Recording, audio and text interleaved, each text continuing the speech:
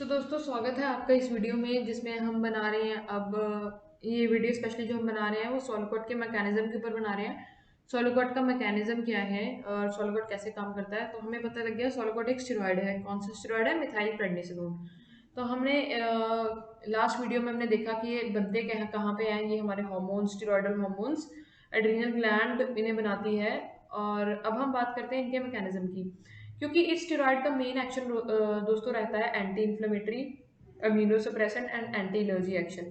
तो ये एक्शन होता क्या है, ये एक्शन काम कैसे करता है, ये सोलोकोट के मैकेनिज्म की बात करते हैं दोस्तों। After binding to a steroidal receptors, हमारे अंदर जो स्टेरॉइडल रिसेप्टर्स हैं उनके ऊपर मिथाइल प्रेडनिसोलोन बाइंड करता है। बाइंड करने के बाद ये फॉर्मेशन करता है एमआरएनए की। एमआरएनए जो कि हमारे सेल के अंदर बनता है, हमारे डीएनए उसको एमआरएनए को बनाते हैं। और अब जब ये एमआरएनए बन जाता है, ये एमआरएनए स्टिमुलेट करता है सिंथेसिस ऑफ डिफरेंट एंजाइम्स।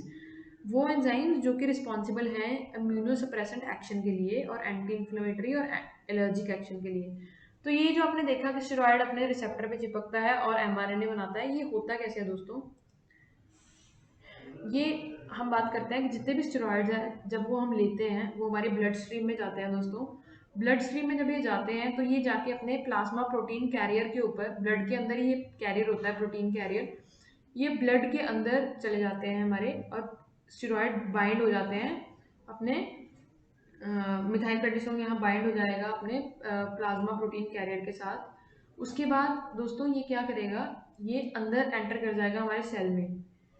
ये हमारा एक सेल है, वहाँ पे जाके ये क्या करेगा, स्टेरॉइडल हार्मोन जो है, रिसेप्टर्स जो टिपिकली जो हमारे साइटोप्लाज्म में होते हैं उनके साथ जाके ये बाइंडिंग करता है। सबसे पहले ये अंदर कैसे गया, ये अंदर सेल के अंदर गया। हमारा जो स्टेरॉइडल हार्मोन है ये पहले ब्लड में आया है, प्रोटीन कैरियर इसको लेके आया और स्टेरॉइडल हार्मोन हमारे सेल में चला गया। जब ये हमारे सेल में चला गया, वहाँ पे साइटोप्लाज्मिक, जिसको हम ग्लूकोकॉर्टिकॉइड्स रिसेप्टर्स भी बोल देते हैं, वहाँ पे जाके ये चिपक जाएगा। वहाँ पे जाके जब ये चिपकेगा दोस्तों, कुछ तो डायरेक्टली यहाँ एंटर कर जाएगा, कुछ जो साइटोप्लाज्म की सरफेस है उसके ऊपर रिसेप्टर होंगे उनके साथ चिपक जाएगा फॉर अ रैपिड रिस्पॉन्स। और फर्दर ये कॉम्प्लेक्स जो है, एक रिसेप्टर का हमारे स्टेरॉइड से बाइंडिंग जो हमारा कॉम्प्लेक्स बना है, ये कॉम्प्लेक्स चला जाता है हमारे न्यूक्लियस में, न्यूक्लियस के अंदर चला जाता है। सो अब क्या है दोस्तों, जब ये न्यूक्लियस में चला जाता है, फर्दर न्यूक्लियस में जब ये जाएगा, it will go, the receptor hormones will make a complex, ये एक कॉम्प्लेक्स बनाएंगे डीएनए के साथ, एंड इट विल एक्टिवेट और इट विल रीसप्रेस वन और मोर जीन। सबसे पहले ये कॉम्प्लेक्स साइटोप्लाज्म में घुसा, सबसे पहले हमारा हार्मोन साइटोप्लाज्म में घुसा, साइटोप्लाज्म के साथ इसने साइटोप्लाज्म के रिसेप्टर्स के साथ ये बाइंडिंग हुई इसकी, और ये अपना डीएनए के अंदर घुस गया। जब ये डीएनए में घुस गया, ये फर्दर हमारे न्यूक्लियस के अंदर जो डीएनए है, सॉरी, हमारे न्यूक्लियस में घुस गया और उसके पास एक डीएनए है, डीएनए के साथ ये कॉम्प्लेक्स बनाता है। जब ये कॉम्प्लेक्स बन जाता है दोस्तों, उसके बाद डीएनए करता है ट्रांसक्रिप्शन। हमें पता है कि हमारे डीएनए ट्रांसक्रिप्शन करके बनाते हैं एमआरएनए। ट्रांसक्रिप्शन की वजह से the activated gene would create a new mRNA. ये जो जीन एक्टिवेट हुई है हमारे डीएनए में, ये एक एमआरएनए बनाएगा, और ये एमआरएनए फर्दर जो एंजाइम्स बनाएगा, एमआरएनए फर्दर जो एंजाइम्स और प्रोटीन्स बनाएगा, वो काम वो बाइंड करेंगे, वो हमारी बॉडी में शो करेंगे anti inflammatory actions, anti allergic actions and immunosuppressant actions. So this will resolve the inflammation, because ये जो बना है अभी protein, it will block the synthesis of prostaglandin leukotrienes by inhibiting the enzyme phospholipase A2, जो कि मैंने आपको पहले इस पिक्चर में आपको दोबारा दिखा रही हूँ दोस्तों। जो यहाँ कॉर्टिकोस्टेरॉइड बन रहे हैं वो फॉस्फोलाइपेज A2 पे एक्ट कर रहे हैं। जब फॉस्फोलाइपेज A2 ब्लॉक हो जाएगा तो रैकोडोनिक एसिड नहीं बनेगा, रैकोडोनिक एसिड नहीं बनेगा तो ये जितने भी हमारे केमिकल मीडिएटर्स इन्फ्लेमेशन कर रहे थे वो रुक जाएंगे, वो नहीं बनेंगे और वो काम नहीं कर पाएंगे। So Solocort offers immunosuppressive action because it blocks the production and release of cytokinins, interleukins 1, 2, 3, 6 और tumor necrotic factors को block कर देता है, and it has an anti-allergy action because it inhibits the release of histamine. तो ये तो हमने पढ़ लिया दोस्तों, लेकिन अब अगर हम बात करें कि कौन कौन सी इंडिकेशन में हमें ये देना है। अगर हम नॉर्मल एलर्जी की बात करें, देखो जहाँ पे भी इन्फ्लेमेशन आएगी, चाहे वो हमारे घुटने में है, चाहे वो हमारे नाक में है, चाहे वो हमारे लंग्स में है, चाहे वो क्रिटिकल इन्फ्लेमेशन है लंग्स में, जैसे कोविड में हमें बहुत हमारे लंग्स में इन्फ्लेमेशन हो गया तो डॉक्टर ने बहुत सारे स्टेरॉइड्स दिए, इसलिए दिए। जहाँ पे भी आपको इन्फ्लेमेशन वर्ड आएगा वहां पे आप जाके स्टेरॉइड्स दे सकते हो। एलर्जिक रिनाइटिस, जब हमारे नाक के अंदर किसी सीजन की वजह से या किसी एलर्जी सीजनल चेंज की वजह से या फिर किसी एलर्जी की वजह से नाक में हमारे स्वेलिंग आ जाती है, इन्फ्लेमेशन हो जाती है, आप तब सॉल्यूकॉट टैबलेट दे सकते हो। देखो माइनर इन्फ्लेमेशन मतलब जो हमें पता है कि दैट इज टॉलरेबल, उनके लिए हम टैबलेट दे सकते हैं। लेकिन अगर कोई क्रॉनिक इन्फ्लेमेशन हमारी बॉडी में चल रही है, लंग्स की इन्फ्लेमेशन है, एस्थमा है किसी को, उस केस में आप इंजेक्टेबल दे सकते हो।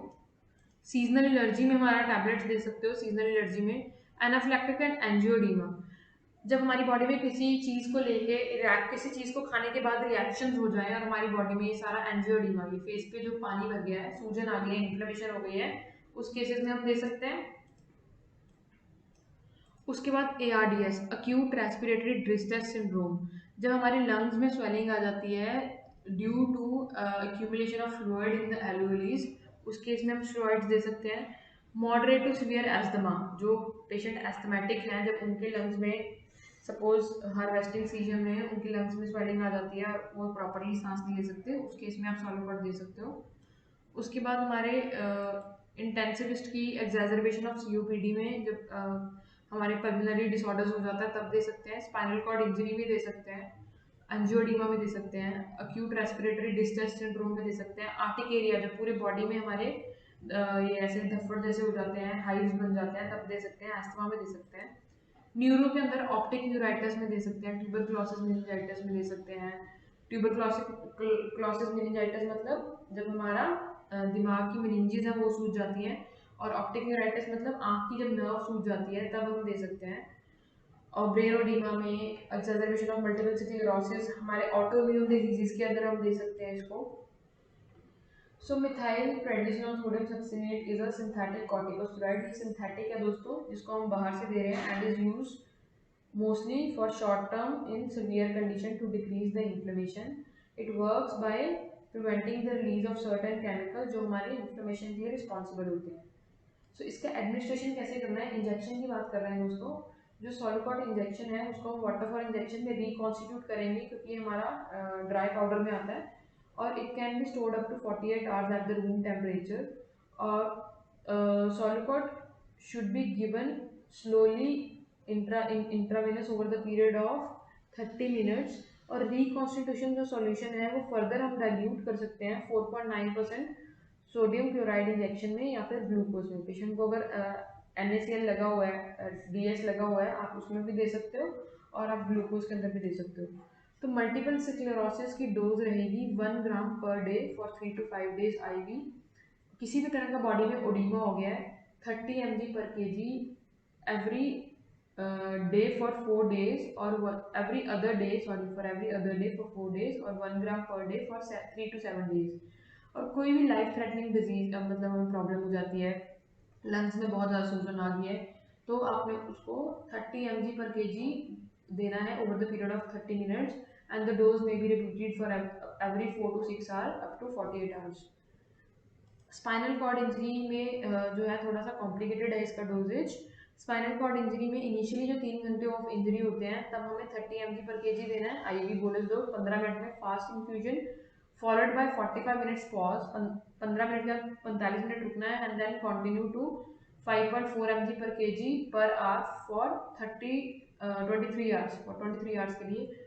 और जो पेशेंट जिनको इंजरी को विद इन 3 आवर्स में ये डोज रहेगा, पर 3 से 8 घंटे के अगर इंजरी हो चुकी है तब हमारा डोज क्या रहेगा, वो डोजेज सेम ही रहेगा, बट उसको हम ज़्यादा घंटों तक देंगे फॉर 47 आवर्स तक, 2 दिन तक। ये हम 1 दिन तक दे रहे हैं, वो हम 2 दिन तक देंगे ट्रीटमेंट। तो सॉल्यूकॉट टैबलेट की जो हम बात करते हैं, the initial dose of methyl prednisone tablet may vary from 4 mg to 48 mg।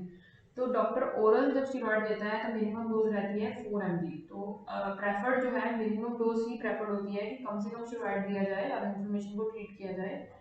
In situation और लेस सीवियर, अगर लेस सीवियर है तो आप इसको टैबलेट के साथ इसको ट्रीट कर सकते हैं।